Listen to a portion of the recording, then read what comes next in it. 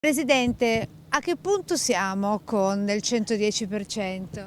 Beh, siamo un po' al solito punto, ovvero il governo cambia le carte in tavola e fa degli atti retroattivi che creano solo confusione e preoccupazione. Con la riduzione del super bonus dal 110% al 90% nessuno farà più niente, salteranno un sacco di lavori preparatori, ma le parcelle dei professionisti saranno comunque da pagare. Per il presidente dei costruttori edili della provincia veneziana, tanti che stavano per scegliere il super bonus si apprestano a fare retromarcia. Senza l'acquisto del credito io credo che si fermerà un po' tutto, la gente non ha il denaro oggi per fare investimenti sulla casa, c'è il caro bollette, sappiamo benissimo le difficoltà dei cittadini. Grazie al superbonus il Veneto ha registrato più di 40.000 asseverazioni per un totale complessivo di 5 miliardi e mezzo di euro di investimenti. Per la provincia di Venezia si parla di più di 1 miliardo di euro,